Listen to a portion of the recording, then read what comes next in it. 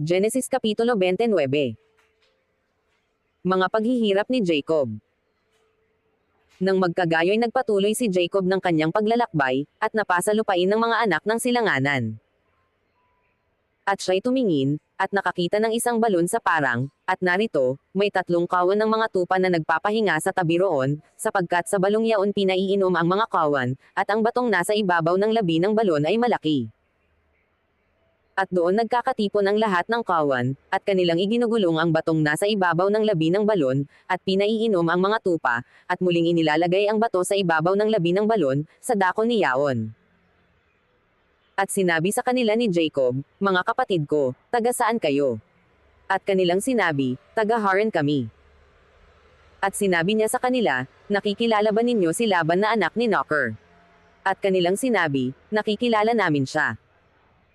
At sinabi niya sa kanila, "Siya ba'y mabuti?" At kanilang sinabi, "Siya'y mabuti," at narito, si Rachel na kanyang anak ay dumarating na dala ang mga tupa.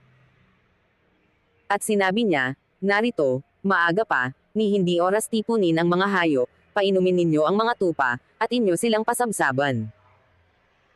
At kanilang sinabi, "Hindi namin magagawa hanggang sa magkatipon ang lahat ng kawan, at igugulong ang bato mula sa labi ng balon, gayon nga aming pinaiinom ang mga tupa." Samantalang nakikipag-usap pa siya sa kanila, ay dumating si Rachel na dala ang mga tupa ng kanyang ama, sapagkat siya ang nag-aalaga ng mga iyon. At nangyari, nang makita ni Jacob si Rachel na anak ni Laban, na kapatid ng kanyang ina, at ang mga tupa ni Laban na kapatid ng kanyang ina, na lumapit si Jacob at iginulong ang bato mula sa labi ng balon, at pinainom ang kawan ni Laban, na kapatid ng kanyang ina. At hinagkan ni Jacob si Rachel, at humiyaw ng malakas at umiyak. At kay Rachel ay sinaysay ni Jacob na siya'y kapatid ni Laban, na kanyang ama, at anak siya ni Rebekah, at siya'y tumakbo at isinaysay sa kanyang ama. At nangyari, nang marinig ni Laban ang mga balita tungkol kay Jacob, na anak ng kanyang kapatid, ay tumakbo siya na kanyang sinalubong, at kanyang niyakap at kanyang hinagkan, at kanyang dinala sa kanyang bahay, at isinaysay ni Jacob kay Laban ang lahat ng mga bagay na ito. At sinabi sa kanya ni Laban, "Tunay na ikaw ay aking buto at aking laman," at dumon sa kanyang 1 buwan. At sinabi ni Laban kay Jacob, "Sapagkat ikaw ay aking kapatid ay nararapat ka bang maglingkod sa akin ng walang bayad? Sabihin mo sa akin kung ano ang magiging kopahan mo." At may 2 anak na babae si Laban, ang pangalan ng panganay ay Leah, at ang pangalan ng bunso ay Rachel. At ang mga mata ni Leah ay mapupungay, datapwat si Rachel ay maganda at kahali-halina. At sininte ni Jacob si Rachel, at kanyang sinabi, "Paglilingkuran kitang 7 taon dahil kay Rachel na iyong anak na bunso." At sinabi ni Laban, "Magaling ang ibigay ko siya sa iyo, kaysa ibigay ko sa iba, matira ka sa akin." At naglingkod si Jacob dahil kay Rachel, na 7 taon, at sa kanya'y naging parang ilang araw, dahil sa paibig na taglay niya sa kanya. At sinabi ni Jacob kay Laban, "Ibigay mo sa akin ang aking asawa, sapagkat naganap na ang aking mga araw upang ako'y sumiping sa kanya." At pinisan ni Laban ang lahat ng tao roon at siya'y gumawa ng isang piging.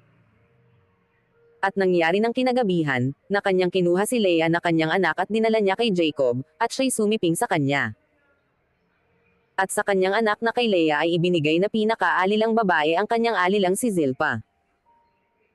At nangyari, na sa kinaumagahan, narito't si Leah, at kanyang sinabi kay Laban, "Ano itong ginawa mo sa akin?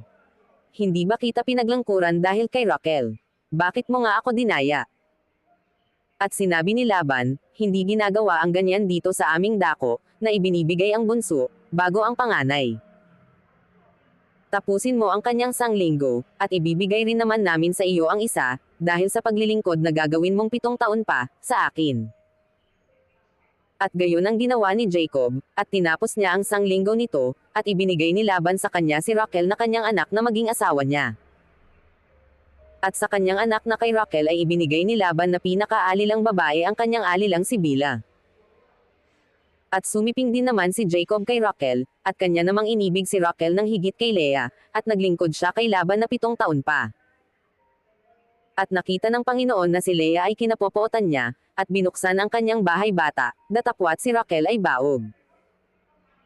At nagalihi si Leah, at nanganak ng isang lalaki, at tinawag niya ang kanyang pangalan na Ruben, sapagkat kanyang sinabi, sapagkat nilingap ng Panginoon ang aking kapigatian, dahil sa ngayoy mamahalin ako ng aking asawa. At Nagel-ihi uli, at nanganak ng isang lalaki, at nagsabi, sapagkat narinig ng Panginoon na ako'y kinapopootan ay ibinigay rin naman sa akin ito, at pinanganlan niyang Simeon. At Nagel-ihi uli at nanganak ng isang lalaki, at nagsabi, ngayoy mas asama na sa akin ang aking asawa, sapagkat nagkaanak ako sa kanya ng 3 lalaki, kaya't pinanganlan niyang Levi. At muling Nagel-ihi at nanganak ng isang lalaki, at nagsabi, ngayoy aking pupurihin ang Panginoon, kaya't pinanganlang Juda, at hindi na nanganak.